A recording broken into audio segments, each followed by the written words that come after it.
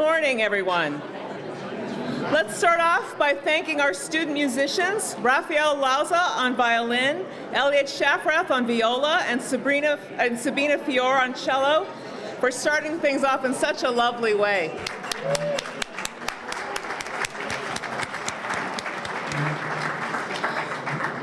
Welcome, everyone, to the 55th Annual Elmhurst University President's Community Breakfast. Thank you for joining us. I hope we're all looking forward to having a great breakfast and then hearing from Mayor Levin and President VanAken before we all go on to the rest of our day. If you're able, could you please rise and join me in the Pledge of Allegiance? I pledge allegiance to the flag of the United States of America and to the republic for which it stands, one nation, under God, indivisible, with liberty and justice for all. Thank you. And now it's my pleasure to introduce our chaplain, the Reverend H. Scott Matheny, to give the invocation.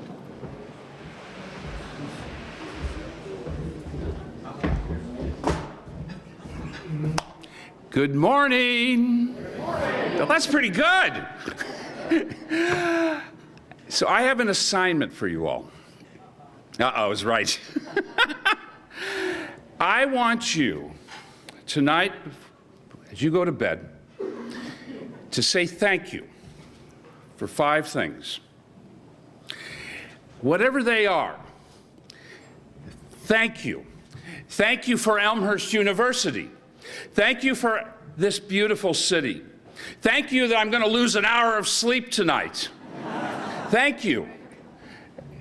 Because the capacity to do gratitude and to give thanks to my language, Almighty God, and to be able to do that with the consistency and the clarity and the prodding and pushing.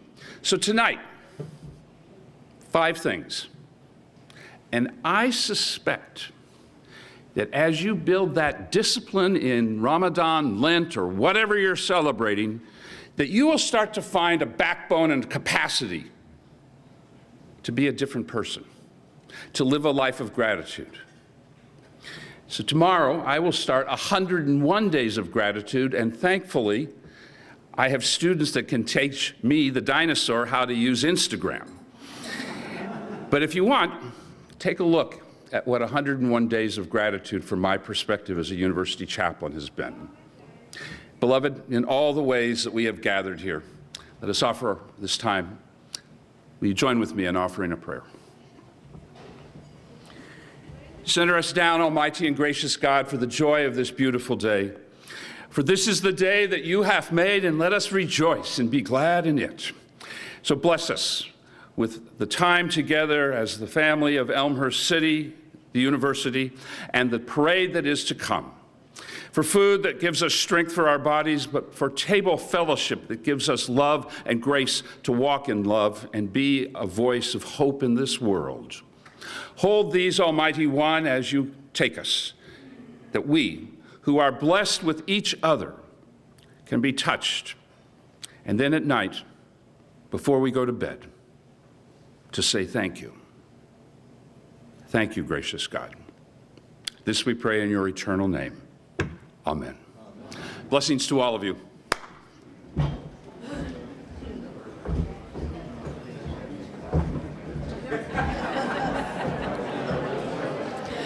Thank you, Scott.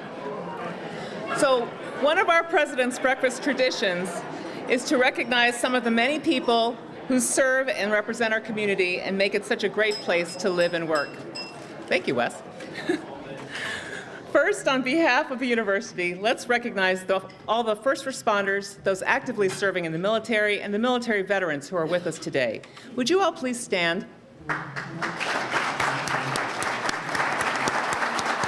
Thank you for your service. Next, we'd like to thank our Elmhurst city leaders, including our mayor, city council members, and executive leaders, and also State Senator Susie Glowiak-Hilton, State Representative Marty Deuter, and County Board Member Sidney Cronin-Cahill for joining us today. Would you please stand?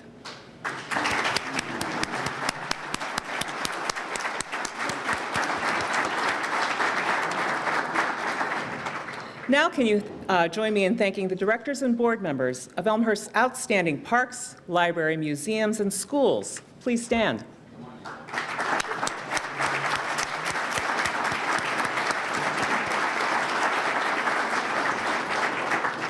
Finally, we'd like to recognize the people who give their time and talent to serve on the City of Elmhurst's advisory boards, groups, and commissions, including the Commissions on Youth, Economic Development, Veterans, Senior Citizens, the City of Elmhurst, Elmhurst University Commission, the Public Arts Commission, the Library Board, and so many others. Please stand.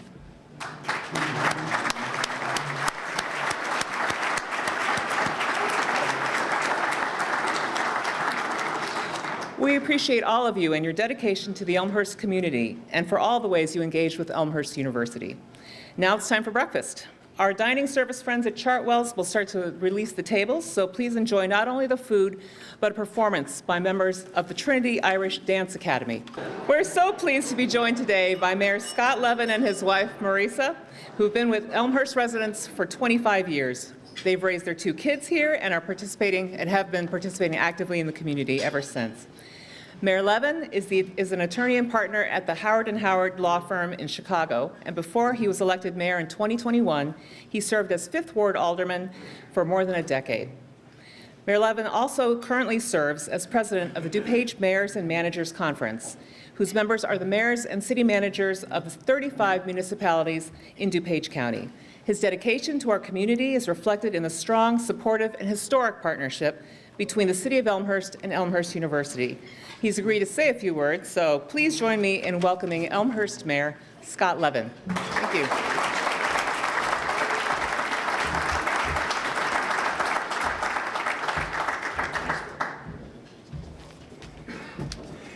Well, good morning, everyone. It's the more we do these events, the more I recognize more and more people, and I actually can remember some names too. So that's a privilege. It's my honor to speak here today. By my count, this is about the 8th or 9th President's Community Breakfast I've attended, and it's always a good time to share community with each other. I often like to begin with a humorous or interesting story. Lots of humorous stories about lawyers. Last year, this year, I tried to find something interesting or humorous about college presidents. Again, I couldn't find one, so the best I could do is make a humorous story about a president who addressed a college. It was President Carter, who passed away this year at the age of 100. And he was asked to address a small college in Osaka, Japan, shortly after he left office. He decided to include a joke that he had used when he was a governor. It was a short joke. He didn't think it was one of his funniest ones, but he thought he'd use it because of the nature of the audience. Since he didn't speak any Japanese, he had to have an interpreter tell the joke. He told the joke, and it got tremendous laughter, much more than he'd ever seen from that joke being told. So afterwards, he asked the interpreter to repeat the joke to him. And the interpreter was kind of hesitant. Finally, he said, a little embarrassed, well, I said, President Carter told a funny story. Everyone must laugh. Now I say the same thing to you.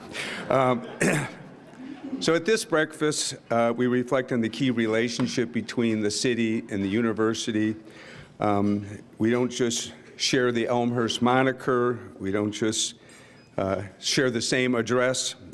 We have a university that adds very much to the prestige of our community. And I've talked before about how when we moved to this community, it was an important feature that there was a college in this town.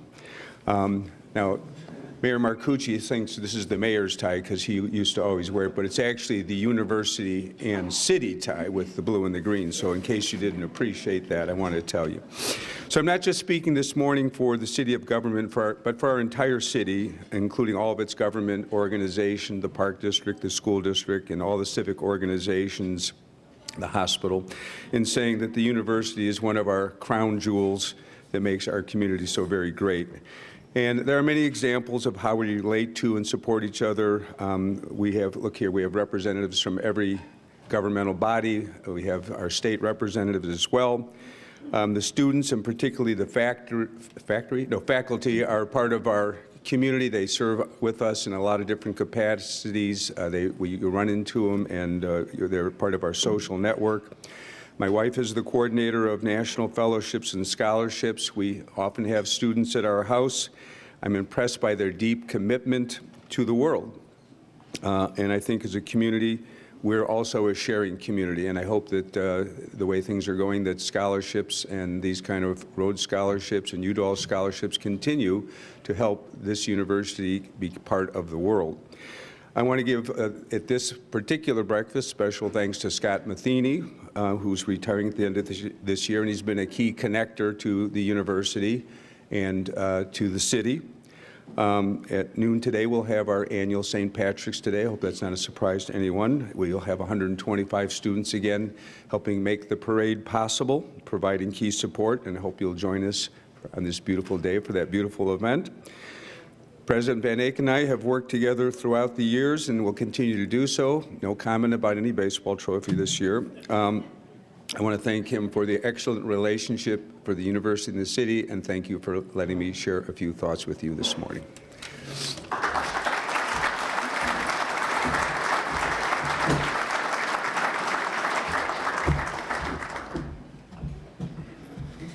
Thank you, Mayor. And now it's my pleasure to tell you a little bit about President Troy and Dr. Annette VanAken. Dr. Annette VanAken has worked for more than 30 years in the field of education as a teacher, researcher, and program developer. She's volunteered on literacy, early childhood, and arts committees, and serves on the board of IC Catholic Prep here in Elmhurst. She's also organized and hosted a number of special events and activities that support Elmhurst's institutional priorities. She's deeply committed to the success of our students and the university as a whole. Troy VanAken has served as the 14th president of the university since 2016. Under his leadership, the university has seen historic enrollments, completion of the largest comprehensive fundraising campaign in institutional history, and construction of the first new building on campus in 17 years, and a strong financial foundation on which to build. During his tenure, then Elmhurst College changed its name to Elmhurst University, and in 2021, we celebrated our 150th anniversary. The VanAkens are the proud parents of Gabriella and Trey is an Elmhurst alumnus from the MBA program. The VanAkens are both first-generation college graduates and have dedicated their lives to sharing the transformative opportunities that higher education offers. Dr. VanAken and President VanAken, would you please stand?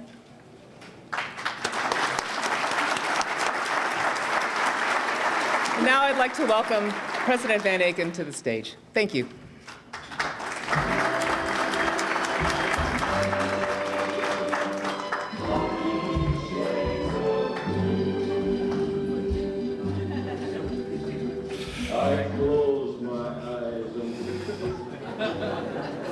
Well, it's great to be with you today, and I'm going to reference you in a little bit, Ralph, but this is our 55th year of the community breakfast. And Mayor, just to pick up on some things, when we changed our name, Ed Momkus intentionally, I at one point said, you know, maybe University of Elmhurst, and he said, oh no, it was a clarity of thought for him. Elmhurst comes first because we are a university in Elmhurst, and so we wanted to make sure that Elmhurst was first. And I think that now represents the close relationship that we have here.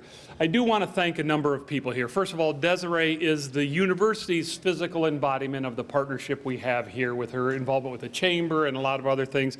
I will tell you that much like my wife, she is one of the key people who keeps me kind of in line, helps me with my thoughts and other things. And Desiree, I do appreciate what you do for the institution. And also I appreciate the special events folks, and in particular our partners from Chartwells who are standing on either side here. Let's give them a round of applause.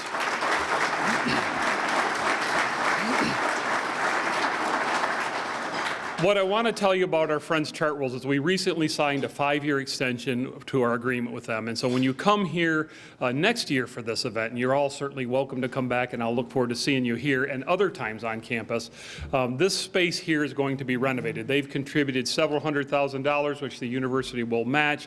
This is a heavy use space. It's a space that last night, if you would have been here literally less than 12 hours ago, was filled with college students in a dance, probably 1,000 students here. We did have a casino upstairs. It was with fake money, though, so don't worry. We didn't violate any city ordinances or what have you.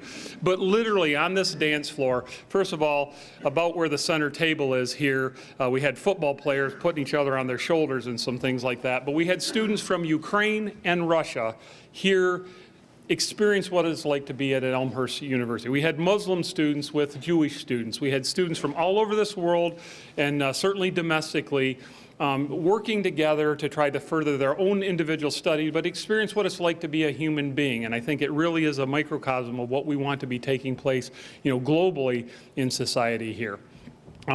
When Chaplain Matheny spoke today, he talked about wanting us to do 5 things, and I was trying to think, what did I do this last week, and did I need to send him an email with 5 things I did? Now, fortunately, I did do 5 things this last week. It's been very busy. We had our Board of Trustees the last couple days, and that's a busy time here. We had, as I said, we had the President's Ball last night, which involved a VIP reception, and then that ball. We got a few things going on today. In addition to this breakfast, of course, we've got the St. Patrick's Day Parade. Our Vice President for Student Affairs, Dr. Phil, and his wonderful grandson, Caden, are going to be kind of with, not just are you going to have 125 students help kind of keep people from rushing on the street. We'll have at least that many again walking with our various student groups and organizations here. We have 131 student groups here. That's how active the students are outside the classroom. I have a feeling we're going to have an Irish dance student group here pretty soon, Dr. Phil. But I do appreciate Trinity dancers coming here. Annette has been trying for 5 years to get them to be at this breakfast, and so I know she was extra proud to see that happen to take place. And yes, Ralph, the walk-up song was 50 Shades of Green, and I want to tell you, 40. But I took a little abuse this morning on your behalf. I did do that for Ralph, and I'll tell you why in a bit. But guess what Annette said to me today when she saw what I was wearing? She said, "That's a lot of green. Sure you don't want to wear a white shirt?" And I said, "No, I'm doing this for Ralph." And the reason is that Ralph and I share a fondness for Johnny Cash. I'm certainly not at your level in terms of fondness for Johnny Cash, but I bet you I get a text a month from Ralph about Johnny Cash, either sending me a song or what have you, and so we share that. And Ralph has become a very dear friend to the university and, of course, to myself as well. We see him at basketball games with his grandchildren. But Johnny Cash is going to make a big return to Elmhurst University this year. Not actually Johnny Cash, his music. Ralph has supported us in a number of ways, including with the chamber and a scholarship there and an internship. But he's also going to have us be able to have an event for the community and the campus in honor of Johnny Cash and celebrating Johnny Cash. So stay tuned for that. But thank you, Ralph, for your dedication there and for letting me kind of wear this green suit with a green shirt and a green tie, and I even got some green socks on for you. Yeah. So I do want to recognize a number of people here. Certainly our Board of Trustees, Board Chair Hugh McLean, Vice Chair Wes Beckton, and then all of the other trustees that are here. I see we've got a couple over here, Jenna and Sergio. We've got Ed, and I don't want to miss anybody because they are my bosses. Wes. Oh, I said Wes already, yeah. Really, it's Ingrid that I should have recognized instead of Wes here.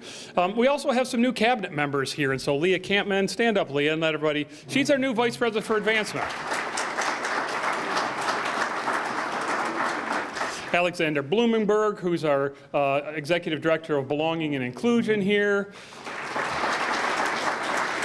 Courtney Miller is a new member of Cabinet, who's the Dean of our School of Arts and Sciences, and another one of those advisors to me who always keeps me on the straight and narrow. Thank you for all being here.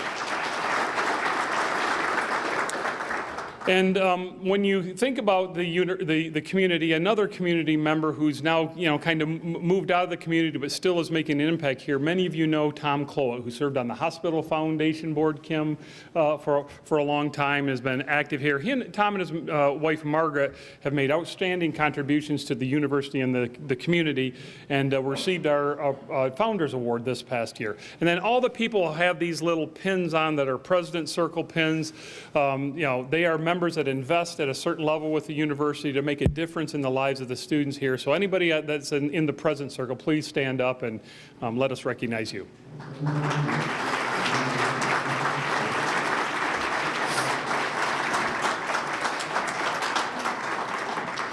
And after this, we're going to have the Niebuhr Service to Society Scholarship Competition in the chapel right behind you. So like I said, I got my 5 things in this week. I don't know what I'm doing next week, but we got our 5 things in this week.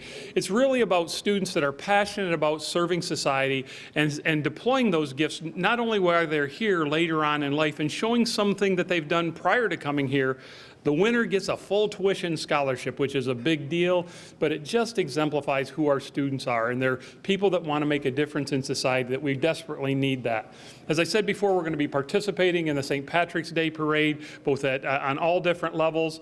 And really, the community of Elmhurst and this St. Patrick's Day is really a symbol of why it's important for us to be located here. They get to see a community that comes together to celebrate a fun time and to do some things. And a lot of these students, like I said, are from international countries, or they're from different parts of this country, and a lot of communities don't have this type of thing. And so thank you for being such a good backdrop for what they're doing here at the university.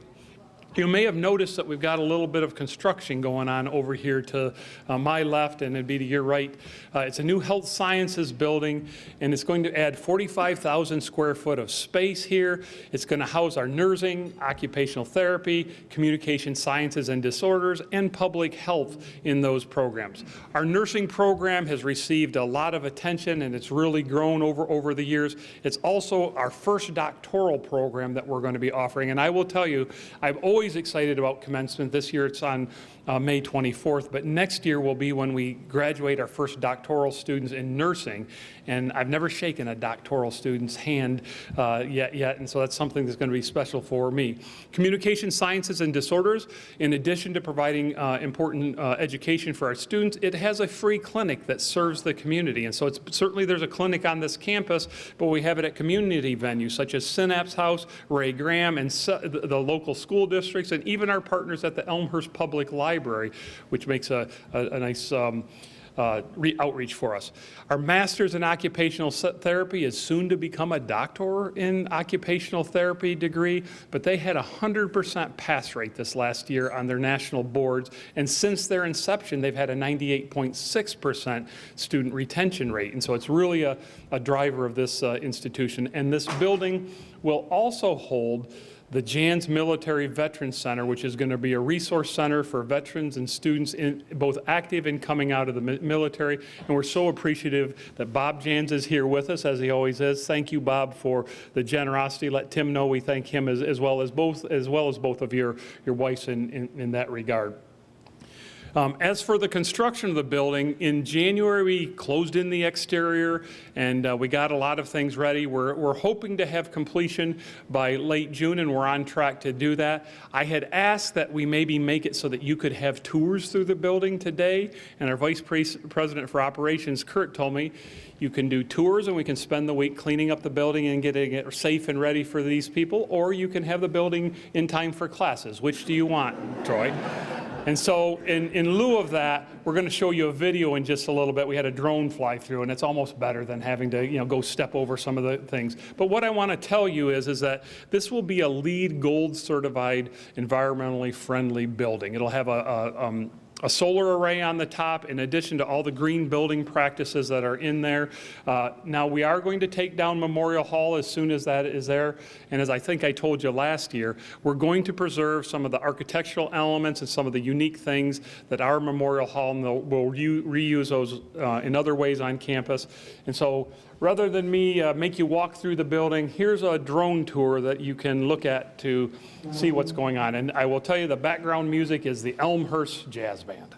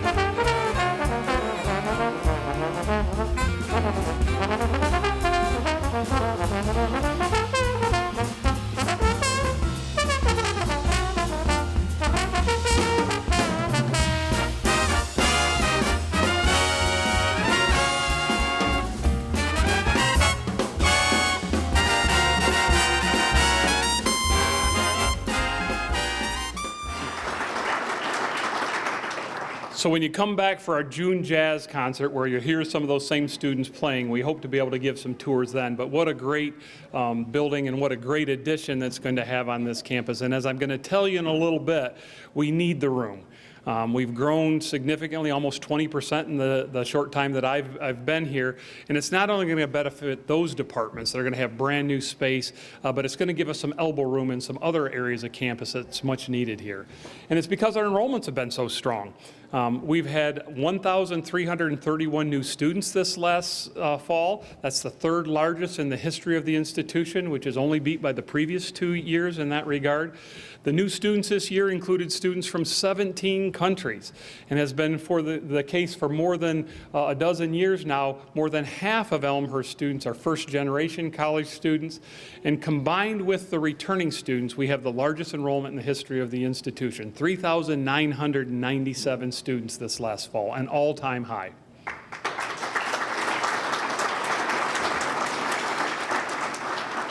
Of course, our Board of Trustees ask, well, what about, that was last year, Troy, what about this next year? How are you doing with this next year? I will tell you that our retention of students is up a little bit from fall to spring. It's too early to tell with admissions, but we're cautiously optimistic, even though the demographics aren't working in our favor, in particular domestically. We saw over this last year a 4 percentage point increase in fall-to-fall retention. So those are the students that enrolled in the fall of 24, or excuse me, the fall that enrolled in 23 that came back in the fall of 24. And then we also track students that come back for the second term, and we had another 1 percentage point increase in that.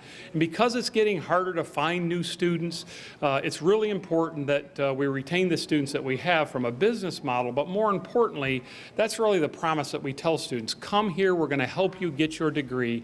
And we all know, especially those of us that are first-generation college students, that attaining a degree not only transforms your life, but your children's lives and your grandchildren's lives and others. And that's why it's so important that they not only come to Elmhurst, but they see success while they're here.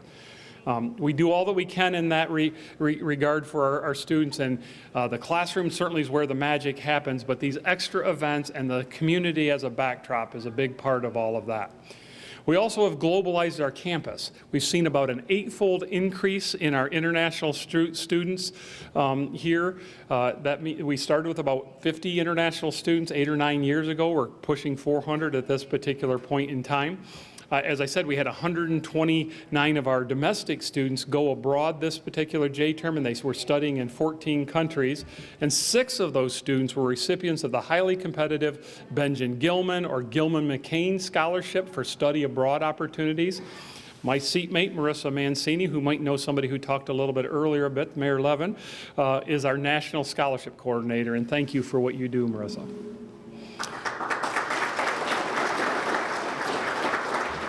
If you look at the pictures on the left, what you will see is we had our first international alumni event in Hanoi, Vietnam on January 4th of this particular year. And this picture includes some prospective students and recruiters in addition to some of the Vietnamese students who have now graduated from Elmhurst and are doing things, back there. And what a nice thing to be able to connect them. Next year, in addition to recruiting more Vietnamese students, we're in the early phases of planning to send one of our study away trips to an outward bound site in Vietnam where they'll be able to do some team building, certainly some academic work in global business, but also to have some community service in a community where the things are a little bit different. The income disparity in Vietnam is much different than the income disparity in the United States, and so I'm so excited about taking a group of students there. And on the right is a group of students that I got to hook up with in Malaysia.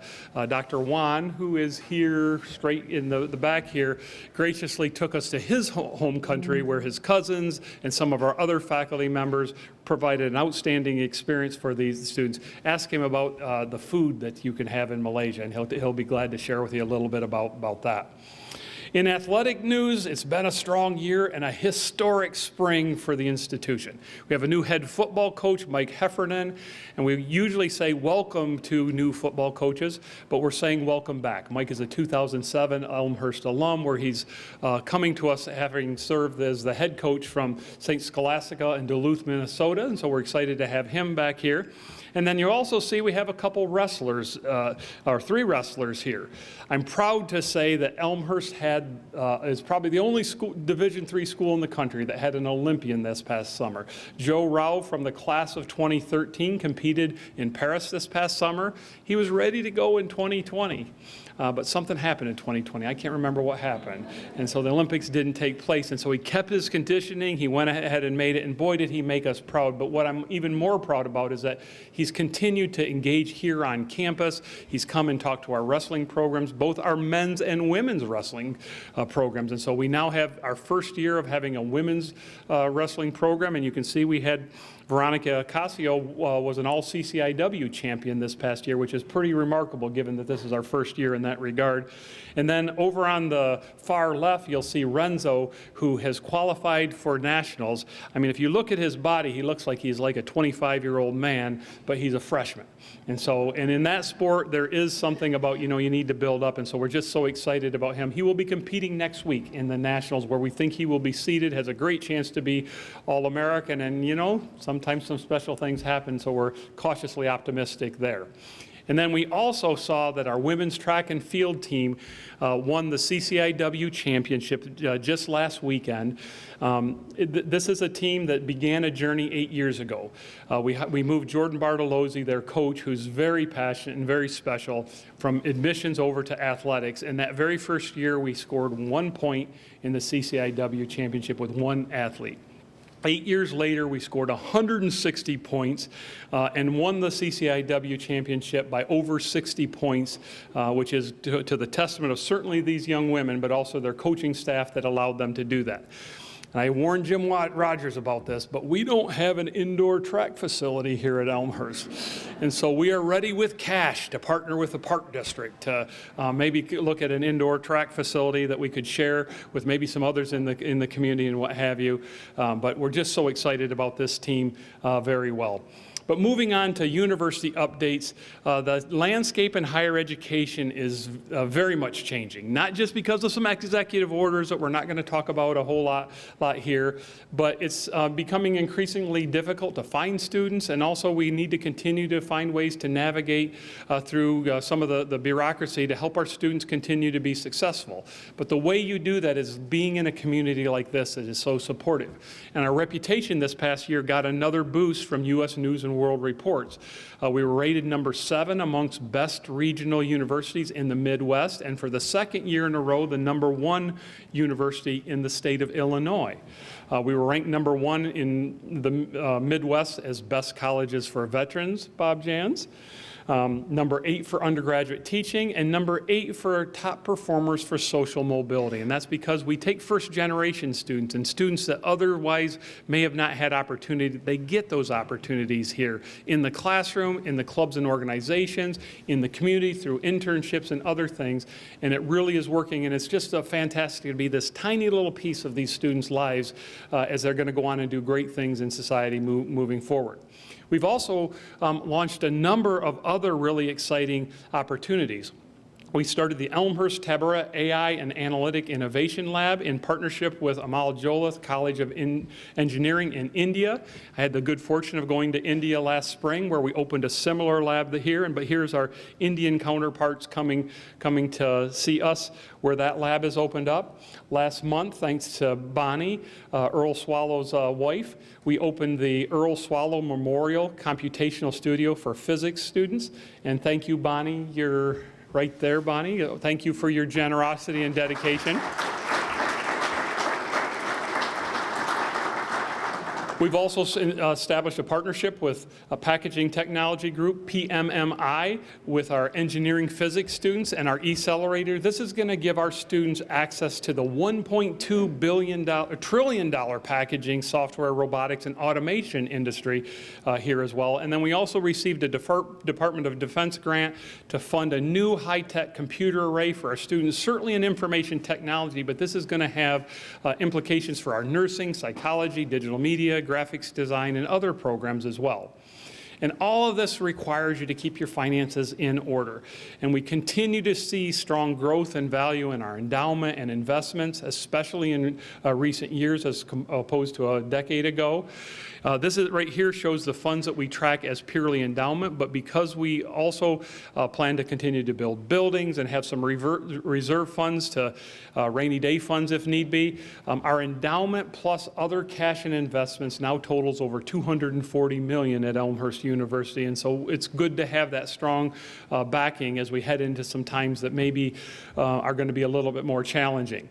As an aside, what I want to tell you is that this last year we also started a new program. We have a student advised investment fund. And so Tom and Margaret Cloet provided $500,000. Our board quickly said we'll match that. So we have $1 million that our students are actually investing, once again, under the advisement of Dr. Wan in our business school and others in that particular program. They're getting real world experience. And they're also going to have to come and report to our board of trustees how they performed against our professional managers. Maybe we can cut out those fees with the professional managers if they can do well enough. But it's just a great opportunity. The goal is to continue to grow that and have it provide scholarships and opportunities for the School of Business. And we really very much appreciate Tom and Margaret, providing the resources to get that thing started. Our endowment growth isn't like we're not hoarding that money.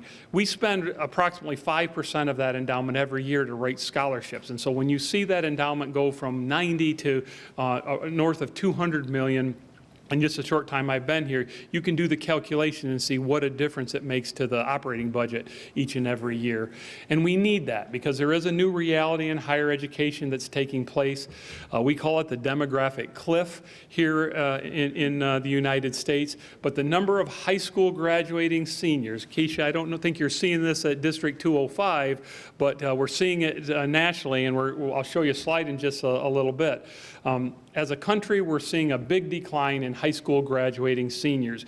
This shows you that there are 38 states that are going to see a contraction in high school graduates. Unfortunately, Illinois is only second to Hawaii. Over the next 15 years, we're going to see a 32% decline in high school graduating seniors. And some people say, well, how do you know that? Well, because we know how many kids are in kindergarten and first grade and in second grade and third grade. And so that's how that calculation is there. And so as you can tell, the slope is getting a little bit steeper for us in this particular time. It's why you hear about a number of colleges and universities closing. It's because there's a lot of excess competition for students right now. It's also why Elmhurst is so proud that we're strong in our domestic enrollment right now. We're setting records, but also a little bit why we're going ahead and focusing on international recruitment as well. And so being able to successfully navigate this is going to be really important. And I'm just so pleased to be at an institution that's strong as we're heading into these choppy waters. I can tell you that I sit on a lot of Zooms with other university presidents, especially given some of the changes that are happening at the federal level. We really started to network over COVID because we were trying to figure out how we were going to, collectively manage that particular situation. And I have to be a little bit quiet. And sometimes that's hard for a university president to do. You just want to brag about your institution. But it's not the case at almost every institution you could think of in our region and even across the board. And so I'm pleased that we're at this place and we're ready for this challenge. We will meet this challenge head on, and Elmhurst will continue to navigate through this as best anybody can. And it's the community partnerships that are behind that. And so I really want to tell people how much I value the partnerships, certainly with educational entities like Immaculate Conception, District 205, the hospital. Kim, we appreciate you being here and supporting us.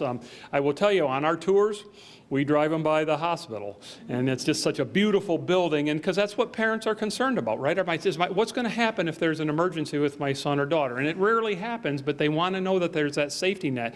And they drive by all the beautiful homes and see all the other things. They love that the metro's right here and that we have such a safe, warm, welcoming community, but the hospital's a big part of that, and they know that we've got a strong partner in that regard.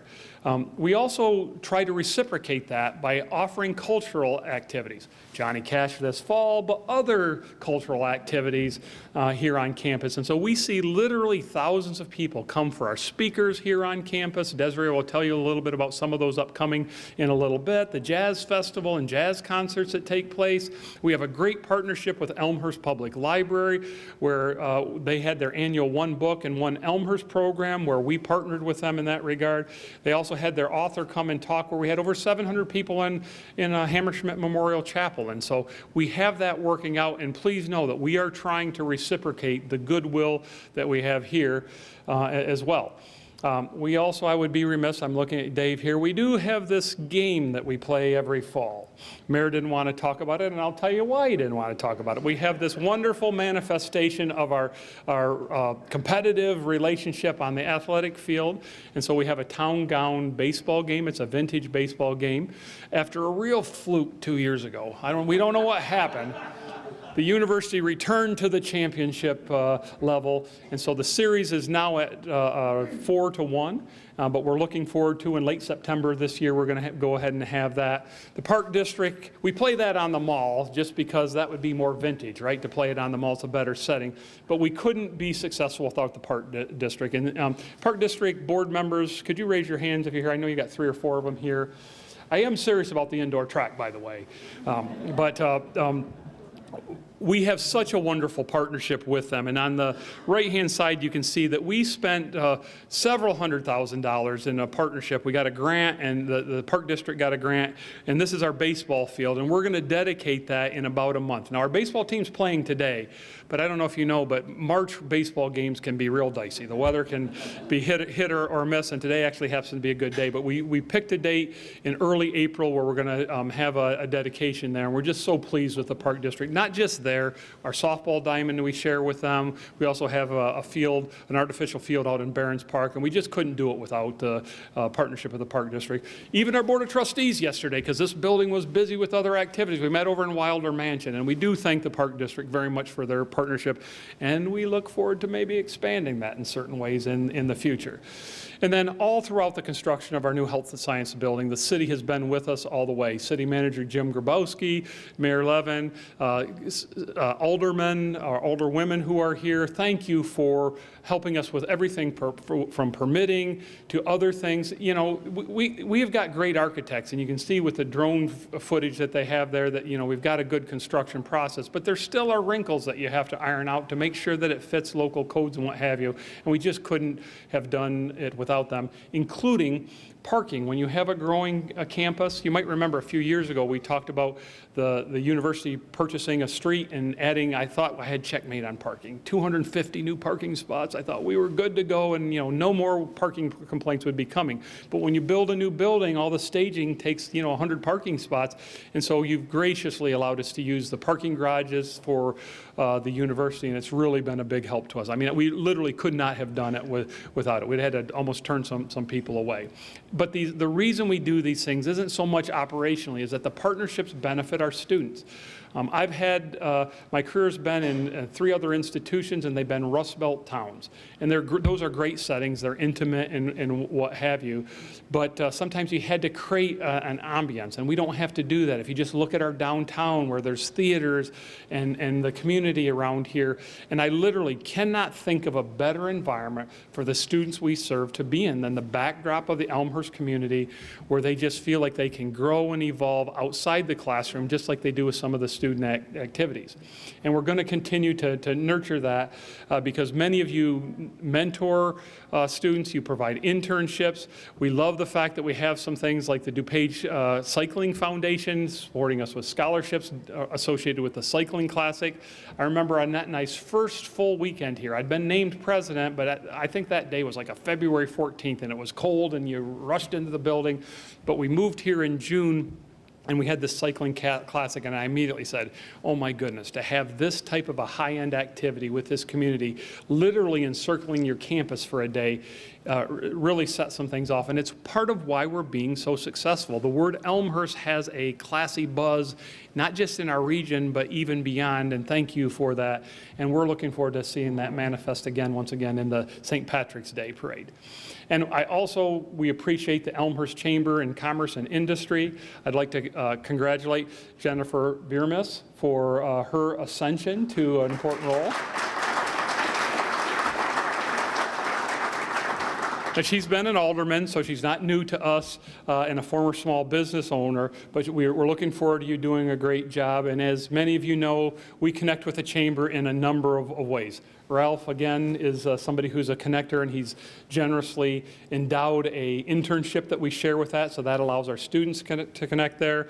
We've had a number of board of directors that are Elmhurst alums: Julie Miller-Sheehan, Ken Bartels, Eva Sanchez.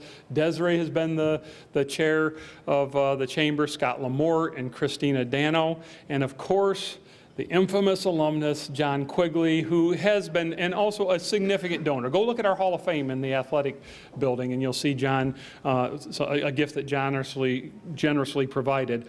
John, I wish you a happy retirement, but now I think we have settled that you will be playing for the university now in the vintage baseball game, and what a coup, because I know the city's, trying to, bring in some ringers and some things like that, and now we got you solidly on the university side in that regard. School I love Elmhurst. Yeah. So we'll continue that particular partnership. So throughout our history, our success has been closely linked to the Elmhurst community, the welcoming nature of the community, and many connections we have, as I've talked about earlier, provide invaluable opportunities for our students to have a caring environment in which they can feel like they belong. Belong is an important word to me, not just because it's in Alexander's title. If you did a little Google search, I wrote a paper about student success, and belonging is a big part of it. And I don't care how popular we're in high school, there's something about when you come on a college campus, you just have a little bit of self-consciousness. Do I belong? Do I fit into this new environment? Am I going to be successful? You have a lot of self-doubt. I will tell you that I had a lot of that when I went to college, and I thought I went, fairly well prepared academically and whatever, but it just is natural. And the quicker you can make that student feel like they belong on a campus, all of them, and that they're connected to things, the better the chance they have to be successful. And certainly we do that here on campus, but you're a big part of that in the community. And so before I hand things back to Desiree, I'd like to share a television commercial featuring our students, the campus, and of course the community. It's part of a new media strategy program that's incorporating awareness and brand strength through radio, television, streaming ads, which are increasingly important. You'll even see us on some billboards as well, in transit stations, and of course via social media and other digital things. So Scott, maybe when you get your 101 days on Instagram, we'll see a couple Elmhurst ads as well. So this commercial you're about to see has aired or is airing on ABC, NBC nightly news broadcasts, local news broadcasts on CBS, Fox, NBC, ABC, 60 Minutes, Saturday Night Live, and The Voice, and during a number of NFL games, including the Lions-Packers game on November 3rd and the AFC Championship game in January. I hope you'll enjoy it, and thanks for joining us today. From here, you'll go. Do. Go. Do. Go. Do. Go. Do. Go. Do. Go. Do. Go. Do. The more you do, the further you'll go. Go far, do well.